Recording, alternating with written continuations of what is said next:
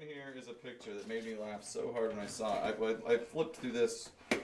I want to find, there's one that I have to assume that you took, that I am naked. This is back when I felt comfortable with my nudity.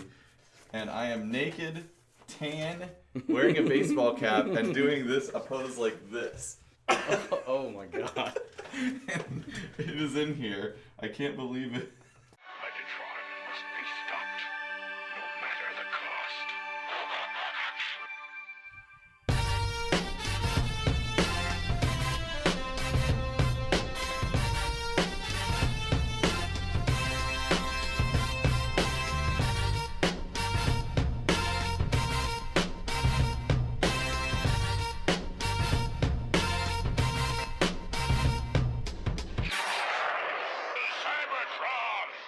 Hello, ladies and gentlemen, and welcome to the Autopod Decepticast. This is your weekly podcast that delivers a minute-by-minute breakdown of the 1986 Transformers movie. We are covering episode 25. That starts at the 24:01 minute mark and ends This is episode 24. at the... No, it's not. Is it not? This is 25? Don't oh, do no. this. Don't do I this. mislabeled it. Oh, God. Because I had something I was going to say for episode 25. It's a silver anniversary episode. Well, no, this is it. This is it. Well, God damn it. Sorry to interrupt. Joining me to my right, the DJ Jazzy Jeff to my Fresh Prince. Wicka, wicka, wicka. I am Ryan. And to his right, to continue the metaphor, are Ready Roxy or That's Charlie right. Mack, depending on your preference. Booyah! Booyah. That is not either of their taglines. I don't know Do who they they have are. them? I don't know who You they don't know are. who Ready Rock... I thought you were a fan of the Fresh Prince, the Too Damn Hype posse. Too Well, I damn didn't- hype, too damn hype. I didn't know he had additional people in his posse. He names them in one song, I think. Well, there's some of them... He has several songs that are about specific people in his posse outside of Well, himself. I don't know who Bebop and So- Rocksteady are. Ready Roxy is the human beatbox in the Okay. group. These are your choices. Ready Roxy, the human beatbox, or Charlie Mack, who is like he's the first out the limo. He's the toughest. He's the toughest guy in the crew, and so he's the one. He's kind of their bouncer, security guy. I think that for the podcast, like I should do a beatbox, but I really want to be that guy that's coming out of the It's a lot limo. cooler. Yeah. All right, It seems like a real hanger-on. they had enough respect to write an entire song. About guess. it, so. Rewind. So before we get into it, guys, I have a shout out of thanks to iTunes reviewer Kyle Benning41, aka on Twitter. You could follow him at DConsRetreat. But so he gave us a little 5-star iTunes review. Nice. And as the header on that is Grimlock loves this podcast more than Petro Rabbits. That's a pretty good cut. And the comment he left: an entertaining, informative, and hilarious look at the fantastic Transformers animated movie from 1986, 1 minute at a time. Highly recommend. 5 stars. Sweet. Thank you. Yes, awesome. absolutely. He on Twitter at DConsRetreat. He's a great tweeter and retweeter of a lot of great Transformers content, including ours. That's So- awesome. That kind of a little goes a long way. We get some kind of It really feedback. does help. It kind of helps my whole week. We are proud to count you among our listeners. If anybody else would like to pat us on the back and help stroke our ego, please feel We need free to do so. Last episode, we had our friend Cuban B in the house to cover it. He's Cuban gone B from- forever. If you hated that experience, don't worry, people. It'll never happen again. We killed him. We murdered him. The heroic leader, Optimus Prime, he turned the tide. The cowardly cons have hopped the last train to Spacetown.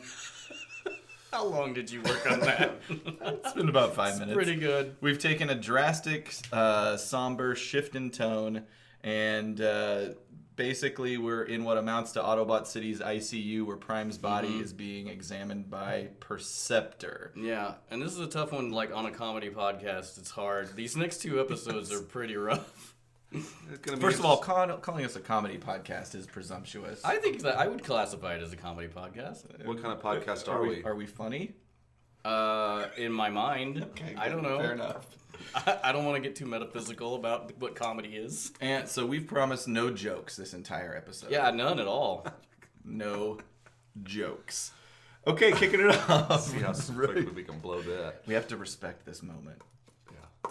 Okay, that's the only one we had to respect. Okay. We can move on. So at the right of the beginning, Perceptor, he's looking at Prime, as we said. He transforms into robot mode, and he says a line. Ryan, have you got a Perceptor impression? I fear the wounds are fatal. And the look of sadness in his face. Mm-hmm. Yeah, it's very it's pretty expressive, and then he looks down, and in this whole scene, especially with it coming up on Cup at 24:13, they do a really good job of making them look distressed and upset, and it's like it's pretty rough. Yeah, The music totally adds to it. Definitely. So as that happens, he's sad. He delivers the line, and everybody, there's a moment of kind of quiet. I don't know what you just quiet sadness, reflection. Hot Rod, Magnus, RC, and Cup, and Daniel. He's in tears. He says, "Prime, you can't die." And Prime tries to kind of, I don't want to bring a positive light to the experience. He's obviously tired, battered. This whole he's dying sequence of the squinting and the struggling vocal cords and everything. It's and then his eyes like kind of glow and dim, and we've said it time and time again. You haven't seen this before in the show, and maybe ever in terms of kids. Yeah, I don't know if this has ever been like it's again. I don't know how the producers could not know this would be upsetting. Like, that fucking robots, who gives a shit? It's a kid's show. I don't know, but I'm like, how could you not know this would be upsetting? Because again, and I can't think of any other kids show where you see someone who you've seen for seasons die. This isn't your first impersonation of the producers. Did the Mafia make this movie? Yeah, we fucking made it. I don't care. Give me a cannoli. Okay. Oh, that's offensive. Coming at you now. I'd wager most, at least the Italian mafia probably eats cannolis. Sure. All right. And loves Transformers. Absolutely. Leave the gun, take the cannoli. So the complexity of his expression is amazing. The texture of the bruised, cracked metal, amazing. Dense. And just polish it out. It'd be okay. Speaking of this is the first time we've ever heard any mention of the Matrix. Yes, I have that too. Yes, at 24:26, he says, "Soon I shall be one with the Matrix," which is in the cartoon is the first mention of it. It's been in the comics a lot, but yeah. Prior to this, it was in the comics. Yes. Bob Budiansky, actually, I have a lot in the next episode, but he came up with the idea of the creation matrix. I think I have a little post-show note on it as well. So was there a good chance that a lot of people watching this were like, yeah. Of course they're going to find out. They're going to find out real quick. What the and again, I think is. I didn't see this until I don't know. I don't think I saw. I think I must have seen season 3 before I saw the movie because I don't remember the Matrix being weird, or maybe it's just a thing where you're like, oh, it makes sense. As a kid, you're just rolling with it. Yeah. I think that's probably correct. It pops out of his It pops out of his chest, and it makes sense that it's some sort of life force or something that's important. Yeah, right. It's easy to pick up on, or they do a great job of selling that. Yeah. So Hot Rod's in shock, Prime, and Prime goes on to say, "Ultra Magnus, it is to you, old friend. I'm going to pass the matrix of leadership as it was passed to me." Continued squinting and flickering of eyeball lights, making me sadder by the moment. Which Ultra Magnus, I mean, in hindsight, given what we know about season 3, totally solid choice.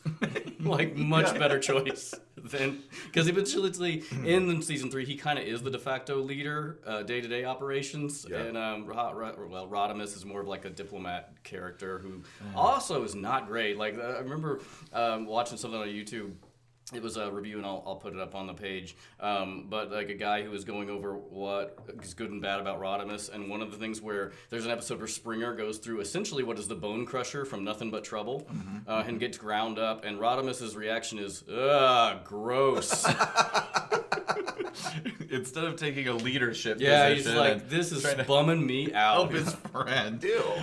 And I'm sure we'll have especially towards the end of the movie when he becomes Rodimus Prime to talk about that. But Ultra Magnus claims he's not worthy. He's just a soldier. He's humble. And I don't know why he seems so shocked, though. I mean, he's basically second in command. He's in charge of this city. He's also a truck. He's also always, obviously, it's a stipulation because Rodimus becomes a truck. Well, at that point, maybe he's playing it down. I mean, maybe so. Or maybe you just have to have a trailer. That's he's what like, it is. I'm not worthy. Maybe so. Hands motioning towards. It was just like he's obviously in the line of succession. Yeah, it's not a shot. So when Prime dies, does Ultra Magnus get to keep Prime's trailer? I think it goes with him into the pocket universe. The what? A pocket universe is like the theory of why, like, you can have like a trailer come out of nowhere, or like you can like a bag of holding where things just go into a realm where you can pull it out at any time. I think it's just his trailer's always just outside, sitting off camera. So yeah, Nope. It comes out. It's way more complicated than that. You don't even understand all the I quantum filaments. I want to think that Ultra Magnus on his day off is just like, I think I'm gonna drive around with Optimus's trailer today, just for.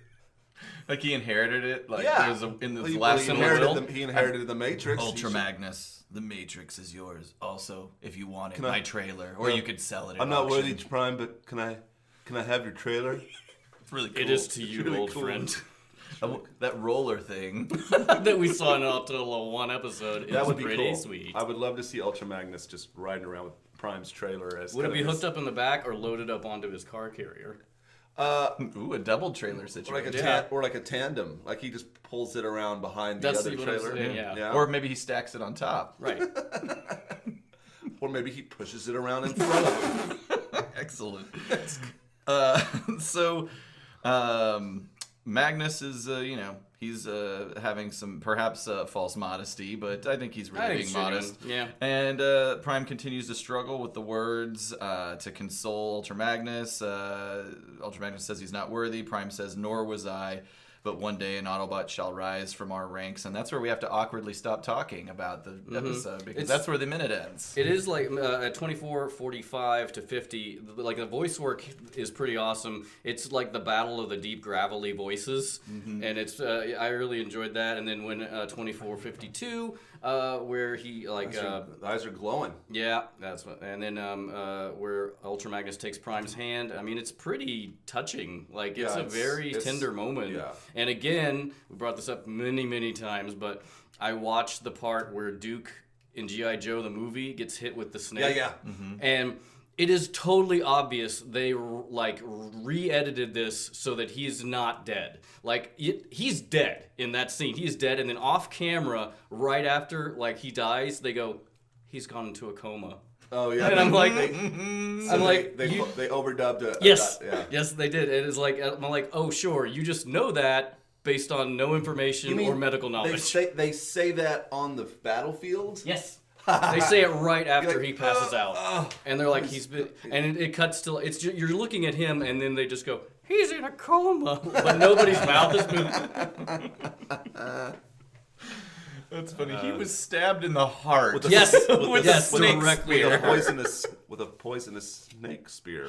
So, one memory I have of this that takes me back to our childhood is that the first time I watched this movie, it was definitely after season 3 had started. So I guess I was familiar maybe with the concept of the Matrix, because I think maybe they refer to it, or I can't remember if Rodimus pulls it out at some point. Certainly, it becomes part of the story. Gesture when he pulled it out. But so the first time I saw this, 8 or 9 at your house, and so picture us, we're innocent 8-9-year-olds, and this scene is happening. And my memory is that when Prime and Ultra Magnus have this conversation, and Prime says, I'll pass it on as pass to me, I'm not worthy, I'm just a soldier. And Prime says, nor was I. You said, that's bullshit. I don't remember that. You were too worthy, Prime. God. And you were very passionate about it. And I tried to explain at least what I thought was happening in the moment was that Prime was just saying, no, Prime just means he wasn't worthy at the when time. he got it. And you were like, no way, he was always worthy. Oh my you were very mad that Prime wouldn't take credit for his. You were probably emotional at that point, and I've always been emotionally unstable, so I mean, maybe I was dealing with my own shit. he was always worthy. I was Just always like worthy, me. just like me. Like me, Dad. Why couldn't I be worthy of your love and affection, Mommy? Maybe talk to me once in a while. I don't care. And one thing I meant to mention, actually, when we were talking earlier about the voice work on this, is that back to our conversation about Robert Stack and how he felt uncomfortable. He was really nervous about He'd never doing done this. voice He work. just, like, kills it. Oh yeah, he crushes He it. is so good. He's killing it.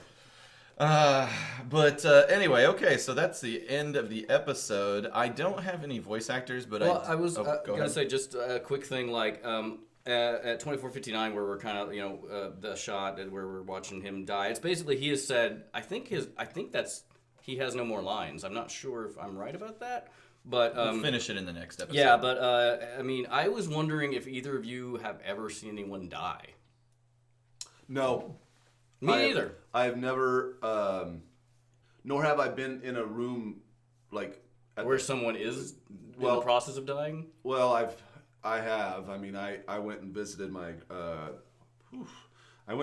grandmother a year or two ago, and she was in the hospital, and she died a week later. Yeah. So she was in the process of dying, but I wasn't. But I was not around, like in During the the- hospital yeah. when she actually passed away. Yeah, I've never even been that close to it. It's always been like. I mean, maybe I've been in a room where someone died in the other room and I just didn't know it. Well, and then the obvious end of this sentence is I just blow my brains out. Yeah, You don't have to do that because I was in the room when my grandmother died. Oh, I think you've told me that before. It was really, I was the only one in there. And Really? She may not have officially, well, I might not have been the only one in there when she officially died, but yeah, she was in hospice at where my sister lives now, but there was hospice care. They took her from the hospital to there to basically, you'd expect she maybe had a couple more days or whatever, but like right when I show up, I go in to see her and she's like, she was out, out, but she was breathing, but she had really bad pneumonia at the time, along with some other things. And as she's breathing, you could hear all this gurgling because her lungs were filling up with liquid. Yeah. And at a certain point, the gurgling just stopped. Oh God. And I went to the room and I told her, I was like, I think she's gone or is about to be. And everybody went in there and there was no gurgling anymore at that point. Did they pronounce her at that point, or? I mean, we all stayed around for a while. I mean, it was my mom/sister's house at the time, and I mean the hospice people, I can't remember, whoever came and got her and took her away, I assume one of them probably made the call or whatever, but Did she? it's weird. She turned completely gray. Did she give you the matrix of leadership? We went two different I directions. thought you were going to jokes. ask if she shit her pants. Well, see, I was trying to be a little bit respectful. I'm not going to ask you. Did she though? I'm not going to ask you Because- if your grandmother shit her pants when she died. No, she wasn't talking. She was unconscious. I would have She did said Yeah. I would have said shit the bed because she probably didn't have pants on. Which I guess. Oh, I'm just now God, realizing let's- that term "shit the bed" that must mean dying because Yes. like that's a term for like when something Yes. fucks up. So yeah, that makes sense now. There's the etymology of that we term. all learned. Yeah. Anyway, moving on. So, actually... Oh, go ahead. Do you think Prime, when he dies here, he shits the bed? It's just motor oil spills out over that- the. That seems like it would take away from the emotional impact if they just showed like it's totally silent and you just hear dripping and you see motor oil pooling and antifreeze. So there was an episode of Robot Chicken, and they used Transformers a lot in some of their skits. And there was one where I can't remember the details. Prime was in a hospital. Yes. He was dying, and when he this. died, he transformed into a coffin. It was pretty great. But so, our friend Kyle Benning asked, this might be, hopefully this is a good translation of a bit of input or an idea for a segment on the show, where, I mean, I think each minute probably has, I mean, this movie is so iconic to each of us, and each minute within each minute probably has what we would feel is like the most iconic moment, whether it's an illustrative element or a line or each minute has at least one gem. Like one. has at least one gem, and we might all have different opinions Yeah. on what that gem is. For this minute, what would you say your gem is? I mean, I don't know if it's biased by the fact we're staring at minute 24:59. I was always struck by the fact that his face mask is uneven in that. How it's dented. Yeah. Other than that, I think probably the whole thing where Ultra Magnus takes Prime's hand, I think, is the moment for me in this one. Mine's just it's just realizing that he's gonna die, and then his behavior on the table there, on the slab, how he's just talking and wincing and like suffering, right? Suffering in a way that I'd never seen in cartoons before. Yeah, and I'm impressed how they can maintain that. How they can render that emotion without with having half of his face concealed, right? Which I think is pretty. And I think that goes to the voice work of Peter Cullen. Yep. Mm-hmm. And the animators. I mean, the eye thing. True. Is, the squint. is, The squinting. They throw it all into his eyes, and they throw it into the damage on him, and the music. They went the extra mile. All of it. It's just a big. The music in this scene and the next scene are very good. Like, they're very good choices by the composer, and they really heighten the whole thing. All the other characters look very. I mean, obviously they're supposed to look very clean in contrast. They look very. They look very. They went to a lot of work to illustrate Prime damage. Like that. I mean, they took. That's not easy. All that. No, detail. they took a lot of care into doing that. So.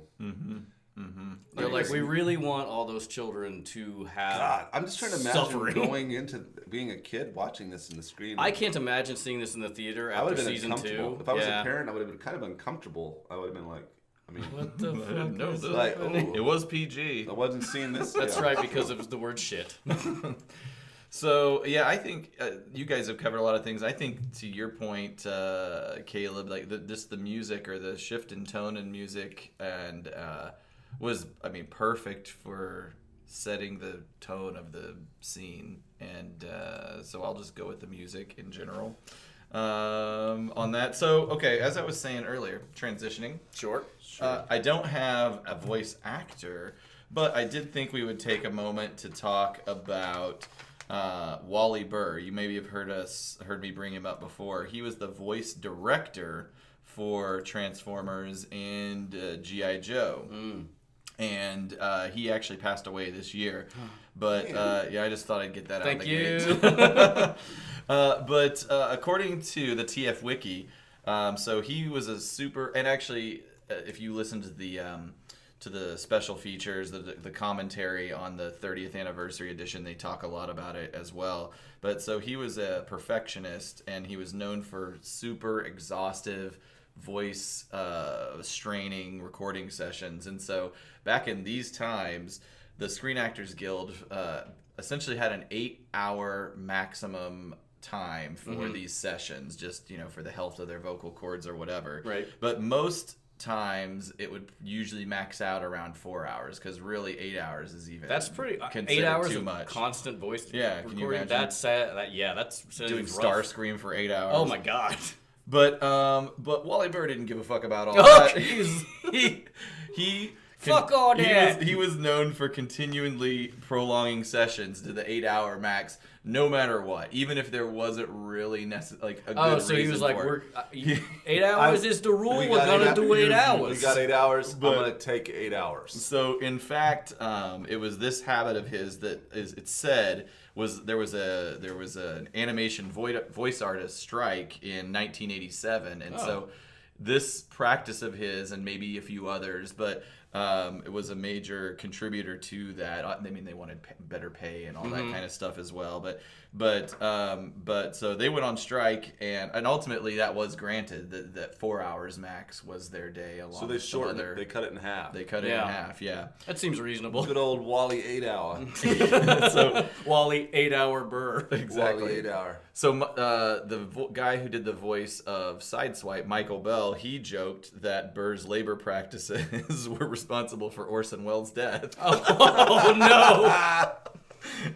But Talked him to death. I'm sure that Orson Welles was bossed around. No, he was no kidding. also 100% healthy before he went in Yeah, there. yeah. Let's Right. not forget. But there's a lot of actors who had some choice words for Burr and the labor practices, and some have actually backpedaled from it after his death, and even while he was alive. But at the end of the day, despite what people felt about that, I think that the results are pretty conclusive, because while the writing and the animation sometimes get a lot of shit on this show, nobody ever has anything bad to say about the acting and the performances. And I mean, they are always amazing. And so he was a hard ass, but he got results. They always deliver. So just think about that, everybody. Beat your kids, and they will become wonderful singers, just like the Jackson 5.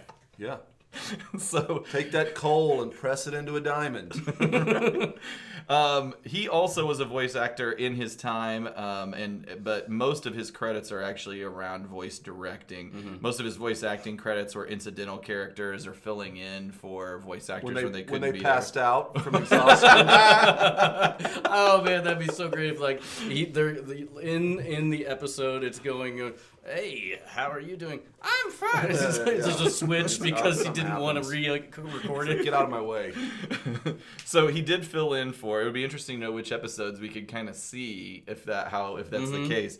So Jazz, Ratchet, Sea Spray, Thundercracker, and he vocalized Kremzeek. Remember Kremzeek? No. The little flamey, annoying character. Oh, was that like the spark looking thing? Yeah. Oh, that was a real weird one. What the hell is that? It was a weird. Was it like a Transformer? No, it was some weird like an alien or fantasy something, entity. yeah. It's a very Was it like the strange kazoo of the Transformers? Kinda. But evil and wasn't real. It was sentient, but it wasn't. God. It just caused a lot of problems. Yeah. I can't remember. I need to watch. Interesting. I need to watch all these episodes. In addition to Transformers and G.I. Joe, he also voice directed the Visionaries, Spider-Man that was around at that time, Rainbow Bright, Jim, Inspector Gadgets, and Humanoids, Oh, Hong busy Kong boy. Phooey, Dino Riders, Captain Caveman, and a 1989 dub of the movie Akira. He was wow. in charge of that. Well, that's a big deal. So that's Wally Burr in a nutshell. And he died this year. That is correct. Okay. He's dead. Prime is dead. Everybody is dead. We're all going to die. No Prime. Well, I guess Well, he's not dead. Colin's still alive. That's right. Oh God. I hope that doesn't happen while we're recording this. Oh no. I just got an alert on my phone. Oh no. So you guys know what time it is? What? Rip deviations. I'm the beatbox guy. Shit the bed. So, okay, Ryan. Mm-hmm. What you got? There are not a huge amount in this one. There are some really significant ones in the next one, so everybody is a little taste there. But in this one, and I think this is a good choice, I understand that Perceptor is supposed to be analytical and scientific, but his lines in the original script, whenever he transforms, he says, "His wounds are mortal. Soon his life maintenance system will self-extinguish and all function will cease for eternity." Wow. I'm like, you're doing a lot of extra. Yeah. Like, I don't know why you gotta add for eternity. That's the opposite on my version of the script. Really? What do In you my have? version of the script, He Perceptor dead. can't. No, in my version, he can't even finish the line. He says, "I fear the wounds are," and it just trails off. He can't bring himself to Wow. say anything. So they kind that's of the full spectrum. Yeah, of what they could went happen. for the middle They ground. did. Once again, I applaud their work on that because I think they made the right choice. The only other thing that is a little different is Optimus Prime's speech. He has more in the next minute. At this one, whenever he is passing the Matrix to Ultra Magnus, he says, "You and I battled the Decepticon hordes across the corridors of time itself. I know you'll continue that struggle." Sags gasps, hanging on. "My life spark. Transfer the spark." Wow, it's heavy. So it sounds like they hadn't completely solidified the concept of the Matrix No, it's yet? very different here, yeah. And is again more in the next episode. But yeah, this is in the world of the movie and the season 3. The idea of the spark is only in this script and doesn't come into the canon until Beast Machines. So I think yours must be before mine. I don't know why we haven't done the research on this, because mine definitely makes mention of the Matrix. But the only other thing I have is that the script mentions, and I can't remember if we talked about this last episode, but the script mentions that Prime is on a, quote, improvised platform with a profusion of electricity discharging tubes and, quote, plasma bottles hooked up to his arms and gaping middle wound. And clearly on the screen, it doesn't really appear improvised at all. Or that anything is connected to him. And there's nothing connected to him. There's a machine that's taking readings. Yeah, there is presumably. something. Well, I guess it's Bluetooth, because there's nothing hooked up to him. Something's monitoring. It is wireless, as opposed to everything else in this movie, which has to connect to a weird device. If he's got Bluetooth health monitoring, why couldn't Soundwave Bluetooth that video? I'm glad that they didn't have a bunch of tubes and stuff. I think it that would have been distracting from the moment. I agree. Also, kind of leave him pure. You didn't need him to get it. Right, No. yeah, you get it. That's simplified. All right. Well, next episode is a very heavy, yet sort of content light episode. I actually have a lot. Okay, well, I guess content in terms of what happens on screen. Right. But I will say a torch will be passed. However, temporarily. A bed will be shit in. I'm glad, and this is definitely we kept with, there will be no jokes in this episode. It's like impossible. I know. All right, everybody, please listen to the show on iTunes, Stitcher, and Google Play. Tune in. Does anybody listen on TuneIn? I don't know. Shout out and tell us if you listen on TuneIn. That was Caleb's idea, if you think that was stupid.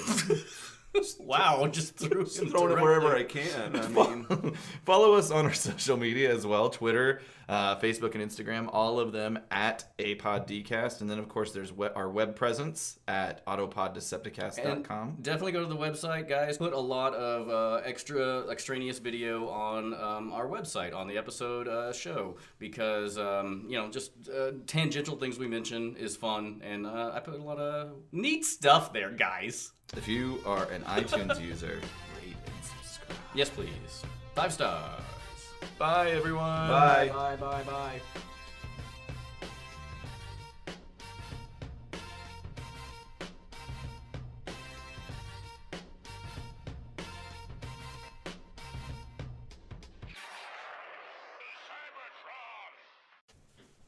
Yep, I gotta go. I mean, it's not easy.